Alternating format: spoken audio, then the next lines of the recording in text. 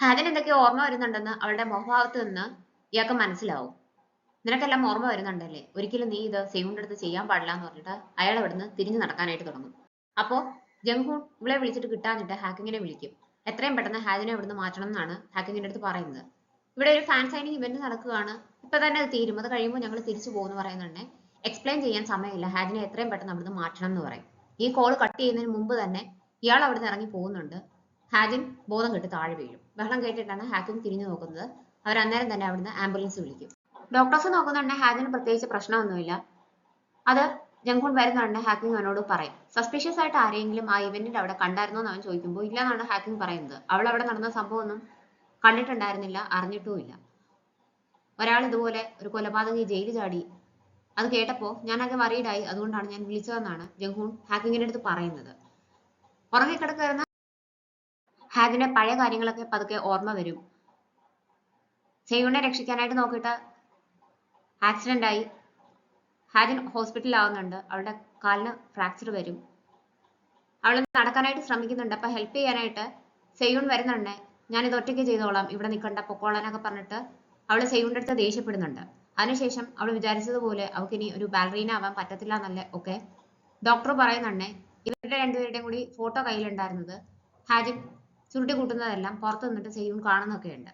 അതിനുശേഷം എപ്പം സെയ്യൂൺ അവളെ കാണാൻ വന്നാലും അവൾ കാണാൻ കൂട്ടാക്കുന്നില്ല.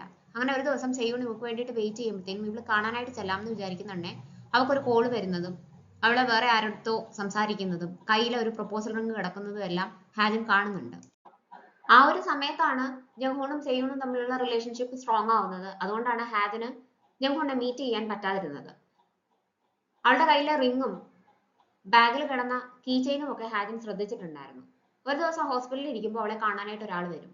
അയാളുടെ കയ്യിലും അതേ റിങ്ങും കീ ചെയിനും കാണുമ്പോഴത്തേക്കിനും അവൾ ഏകദേശം ഉറപ്പിക്കും അത് സെങ്ഹോ ആയിരുന്നു. അയാൾ വന്നിട്ട് പറയുന്നത്, ഞാനാണ് സെയ്യൂണിനെ ഡേറ്റ് ചെയ്യുന്നത്, ഇയാളെ പറ്റി ഒരുപാട് പറഞ്ഞിട്ടുണ്ട്, അവൾക്ക് ഏറ്റവും പ്രഷ്യസ് ആയിട്ടുള്ള ആളാണ് ഇയാള് എന്ന് പറഞ്ഞിട്ടുണ്ട്. അത് കേട്ടപ്പോൾ എനിക്ക് അസൂയ തോന്നി. ഞങ്ങൾ തമ്മിൽ ഒരു ചെറിയ വഴക്കുണ്ടായി. അതിന് കോംപ്രമൈസ് ചെയ്യാൻ വേണ്ടിയിട്ട് ഞാനൊരു സർപ്രൈസ് ഇവന്റ് പ്ലാൻ ചെയ്യുന്നുണ്ട്.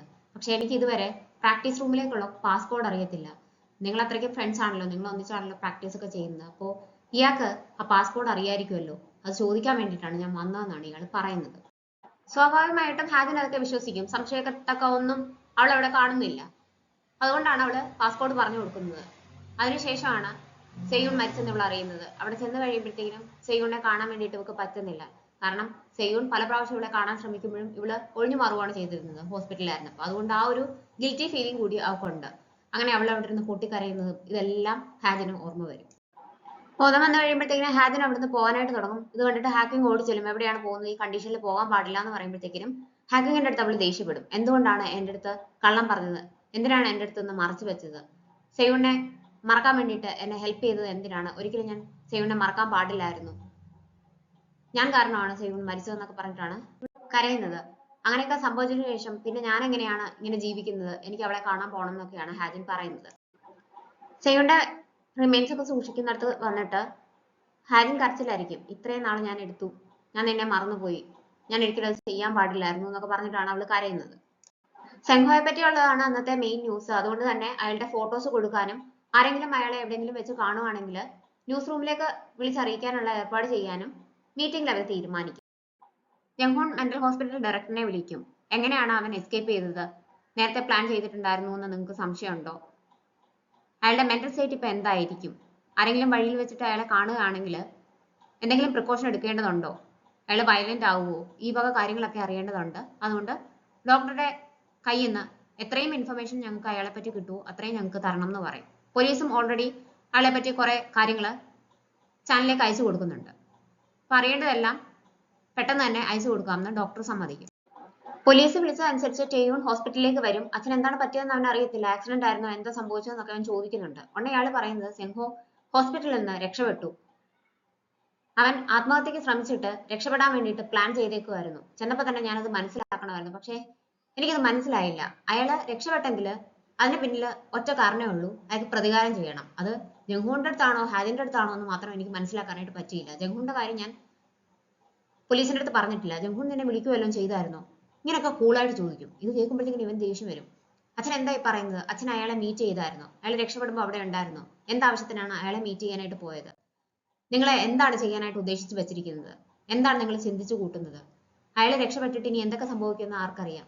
അയാൾ കാരണം ജംഗ്ഹൂണിനോ ഹാജനോ എന്തെങ്കിലും സംഭവിക്കുവാണെങ്കിൽ ഈ ജന്മം ഞാൻ നിങ്ങളോട് ക്ഷമിക്കത്തില്ലെന്ന് പറഞ്ഞിട്ട് ദേഷ്യത്തിലാണ് അവൻ അവിടുന്ന് പോകുന്നത്. ഹാജൻ പഴയതുപോലെ റൂമിന് പുറത്തിറങ്ങാതെ ഫുഡ് കഴിക്കാതെ ഒക്കെ ഇരിക്കാനായിട്ട് തുടങ്ങുമ്പോൾ ഹാക്കിങ് വന്ന് വഴക്ക് പറയും. നീ വീണ്ടും പഴയ കാര്യങ്ങൾ റിപ്പീറ്റ് ചെയ്യുവാണോ?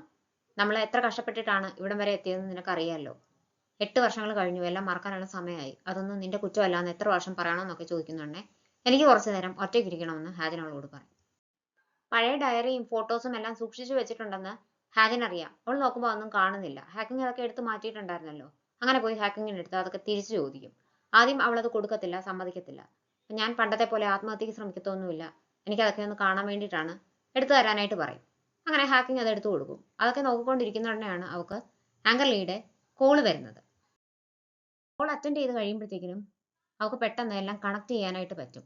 ഡോക്ടർ പറഞ്ഞ സെയൂണും അവളുടെ ഫ്രണ്ടും ജംഹൂണിന്റെ എക്സ് ഗേൾ ഫ്രണ്ടും എല്ലാം ഒരാൾ തന്നെ ആയിരുന്നു എന്ന് മനസ്സിലായി കഴിയുമ്പോഴത്തേക്കിനും അവള് ആങ്കർലി ചോദിക്കുന്നതിനൊന്നും മറുപടി പറയാതെ മിണ്ടാതിരിക്കും. അതുകൊണ്ട് തന്നെ ആങ്കർലി അവിടെ വീട്ടിലേക്ക് വരും. അവൾ വന്നിട്ട് അവനോട് ചോദിക്കുന്നത്, എനിക്കൊരു കാര്യം ഉറപ്പിക്കാനുണ്ട്. നമ്മൾ രണ്ടുപേരും സംസാരിക്കുന്നത് ഒരേ ആളെ പറ്റിയാണോ? അന്ന് എന്നോട് ഒരു സെയൂണിനെ അറിയാവുന്ന ചോദിച്ചല്ലോ, അത് എനിക്കറിയാവുന്ന അതേ സെയൂൺ തന്നെയാണോ എന്ന് ചോദിക്കും. എല്ലാ കാര്യങ്ങളും എനിക്കിപ്പോൾ ഓർമ്മയുണ്ട്, അതുകൊണ്ടാണ് ചോദിക്കുന്നതെന്നും കൂടി ഹാജൻ പറയുന്നുണ്ടേ. ജംഹൂൺ അവളോട് പറയും, ഞാൻ മനഃപൂർവ്വം പറയാതിരുന്നതല്ല, ഇയാളെ ചതിച്ചതല്ല. ആ കാര്യങ്ങളൊക്കെ ഇയാളോട് പറഞ്ഞു കഴിഞ്ഞാൽ, ഇയാൾക്ക് അതെല്ലാം ഓർമ്മ വന്നു കഴിഞ്ഞാൽ ഏതെങ്കിലും രീതിയിൽ അത് ഇയാളെ ദോഷമായിട്ട് ബാധിക്കുമോ എന്ന് പേടിച്ചിട്ടാണ് ഞാൻ മിണ്ടാതിരുന്നതെന്നാണ്. ഞാൻ എന്താണ് സെയൂണിന്റെ അടുത്ത് ചെയ്തതെന്ന് ആങ്കർ ലീക്ക് അറിയത്തില്ല. ഞാൻ ഒരു കാരണവശാലും നിങ്ങളുടെ പുറകെ നടക്കാൻ പാടില്ലായിരുന്നു, നമ്മൾ ഒരിക്കലും ഡേറ്റ് ചെയ്യാൻ പാടില്ലായിരുന്നു എന്നൊക്കെ ഹാജൻ ഇങ്ങനെ പറഞ്ഞുകൊണ്ടിരിക്കുമ്പോഴത്തേക്കിനും എന്തെങ്കിലും ഒരു ദിവസം ഈ ഓർമ്മകളെല്ലാം തിരിച്ചു വരും, ഇയാളിതെല്ലാം ഓർമ്മിക്കുമെന്ന് എനിക്കറിയായിരുന്നു. പക്ഷെ അതുകൊണ്ട് ഒന്നും മാറാനായിട്ട് പോകുന്നില്ല. സംഭവിച്ചതൊന്നും ഇയാളുടെ തെറ്റ് കാരണമല്ല. അതുകൊണ്ട് തന്നെ നമ്മുടെ റിലേഷനും മാറാനായിട്ട് പോകുന്നില്ല എന്ന് ജംഹൂൺ പറയുമെങ്കിലും എനിക്കിപ്പോൾ ഒന്നും ചിന്തിക്കാനായിട്ട് പറ്റുന്നില്ല, എനിക്കിപ്പോൾ ഒന്നും മനസ്സിലാവുന്നില്ല എന്നാണ് ഹാജൻ അവനോട് പറയുന്നത്. അങ്ങനെ ന്യൂസിലെ സെങ്ഹോയുടെ ഫോട്ടോ ഒക്കെ എക്സ്പോസ് ചെയ്യും. ഇയാളെ എവിടെയെങ്കിലും വെച്ച് കാണുവാണെങ്കിൽ എത്രയും പെട്ടെന്ന് പോലീസിൽ അറിയിക്കണം, അല്ലെങ്കിൽ ചാനലിലേക്ക് വിളിക്കണം എന്നൊക്കെ പറഞ്ഞിട്ട് അയാളെ പറ്റിയുള്ള ഒരുപാട് ഡീറ്റെയിൽസ്, റിസ്റ്റിൽ ഇതുപോലെ മുറിവുണ്ട്, കഴുത്തിൽ അയാൾക്കൊരു ഇഞ്ചുറി ഉണ്ട്, അങ്ങനെയൊക്കെ പറഞ്ഞിട്ട് ആൾക്കാർക്ക് അയാളെ തിരിച്ചറിയാൻ പറ്റുന്ന പല സൂചനകളും ഇവരെ ഷെയർ ചെയ്യുന്നുണ്ട്. സെങ്ഹോ ഈ സമയത്ത് ഒരു കൺവീനിയൻസ് സ്റ്റോറിൽ കയറി കത്തിയൊക്കെ വാങ്ങിക്കാനായിട്ട് ശ്രമിക്കുമായിരുന്നു. അന്നേരമാണ് ന്യൂസിൽ ഇവനെ പറ്റിയിട്ടുള്ള കാര്യങ്ങളൊക്കെ പറയുന്നത് ഇവൻ ശ്രദ്ധിക്കുന്നത്. അവിടുത്തെ ആളെ ഇവനെ തിരിച്ചറിയുന്നുള്ള ഒരു സംശയം വരുമ്പോഴത്തേക്കിനും ഇവൻ അവിടെ നിന്ന് ഇറങ്ങി രക്ഷപ്പെടും. ജംഹൂൺ എന്തോ കാര്യം ആലോചിച്ചിട്ട് ഡിസ്റ്റർബ്ഡ് ആണെന്ന് മിസ്റ്റോയ്ക്ക് മനസ്സിലാവും. അവനോട് ചോദിക്കുമ്പോഴത്തേക്കിനും എനിക്കൊരു കാര്യം കൺഫസ് ചെയ്യാനുണ്ട്, സെങ്ഹോ കാരണമാണ് എൻ്റെ എക്സ് ഗേൾ ഫ്രണ്ട് മരിച്ചത്. അത് ഞാൻ മനഃപൂർവ്വം മറച്ചു വെച്ചതല്ല, പറയാനായിട്ട് പറ്റിയില്ല. അതുകൊണ്ട് തന്നെ ഞാൻ ഇന്നത്തെ ന്യൂസ് കൈകാര്യം ചെയ്തത് കംപ്ലീറ്റ്ലി പ്രൊഫഷണൽ ആയിട്ടാണെന്ന് എനിക്ക് പറയാനായിട്ട് പറ്റിയില്ല. എങ്കിലും ഈ ന്യൂസ് ഞാൻ വായിക്കരുതെന്ന് എന്നോട് പറയരുത്. എനിക്ക് എത്രയും കൂടുതൽ കാര്യങ്ങൾ പബ്ലിക് വഴി ഷെയർ ചെയ്യാൻ പറ്റുമോ അത്രയും ഷെയർ ചെയ്യുകയും എത്രയും പെട്ടെന്ന് അയാളെ പോലീസിനെ കൊണ്ട് പിടിപ്പിക്കുകയും വേണമെന്ന് മിസ്റ്ററുടെ അടുത്ത് അവൻ പറയും. ടേയൂൺ ജംഹൂണിനെ കാണാൻ വന്നിട്ട് അപ്പോളജൈസ് ചെയ്യും. സെങ്ഹോ എസ്കേപ്പ് ചെയ്യാൻ ഒരു കാരണം അച്ഛനാണെന്ന് പറയും. പക്ഷെ അവൻ അന്നേരം തിരിച്ചു ചോദിക്കുന്നത് ഡോക്ടർക്ക് അപകടമൊന്നും പറ്റിയില്ലല്ലോ എന്നാണ്. അപ്പൊ ടേയൂൺ എൻ്റെ അടുത്ത് പറയുന്നത്, അയാൾ എസ്കേപ്പ് ചെയ്തിട്ടുണ്ടെങ്കിൽ അച്ഛൻ പറയുന്നത് അനുസരിച്ച് ഒന്നുകിൽ നിന്നെയോ അല്ലെങ്കിൽ ഹാജിനെയോ അന്വേഷിച്ചു വരുമെന്ന് പറയുമ്പോൾ ഓൾറെഡി ഹാജിന്റെ അടുത്തേക്ക് അയാൾ പോയി എന്ന് ജംഹൂൺ ടേയൂണിന്റെ അടുത്ത് പറയും. അപ്പോഴത്തേക്കിനും അവനാകെ ടെൻഷനാവും. ഹാജിന്റെ പഴയ കാര്യങ്ങളൊക്കെ ഓർമ്മ വന്നു എന്ന് ചോദിച്ചു. അവക്കെല്ലാം ഓർമ്മ വന്നു, സെയൂണും ഞാൻ തമ്മിലുള്ള റിലേഷൻ വരെ അവൾക്ക് ഇപ്പോൾ അറിയാം. അതുകൊണ്ട് തന്നെ എനിക്കിപ്പോൾ ഹാജിനെ കാണാനായിട്ട് പോകാൻ പറ്റത്തില്ല. ഞാൻ മാക്സിമം ഡിസ്റ്റൻസ് കീപ്പ് ചെയ്യണം. ഒറ്റയ്ക്കിരുന്ന് ആലോചിച്ച് ആ കൺഫ്യൂഷനിൽ നിന്ന് ഹാജിൻ പുറത്ത് വരുന്നത് വരെ ഞാൻ ഹാജിനെ കാണാൻ പാടില്ല, അത് അവോയ്ഡ് ചെയ്യണം എന്ന് എനിക്കറിയാം. അതിന് ഞാൻ ശ്രമിച്ചുകൊണ്ടിരിക്കുകയാണെന്നൊക്കെ ജംഹൂൺ ടേയൂണിന്റെ അടുത്ത് പറയും. തനിക്ക് എന്നെ ഡേറ്റ് ചെയ്താൽ എന്താന്നൊക്കെ ആദ്യം ഹാജിൻ ചോദിക്കുമ്പോൾ കുറച്ചു നാൾ കഴിയുമ്പോൾ ഇയാൾ തീർച്ചയായിട്ടും ഇത് റിഗ്രറ്റ് ചെയ്യും. എന്നെക്കാട്ടിലും കൂടുതൽ ഇത് ഓർത്തിട്ട് റിഗ്രറ്റ് ചെയ്യാൻ പോകുന്നത് ഇയാളാണെന്ന് ആങ്കർ ലീ അവളോട് പറഞ്ഞത് ഹാജിൻ ഓർക്കും. അതെന്താണെന്നൊക്കെ ഇപ്പോഴാണ് ഹാജിന് മനസ്സിലാവുന്നത്. പിറ്റേ ദിവസം ഓഫീസിലേക്ക് പോകുമ്പോൾ ജംഹൂണിന് ഹാജിന്റെ കോള് വരും.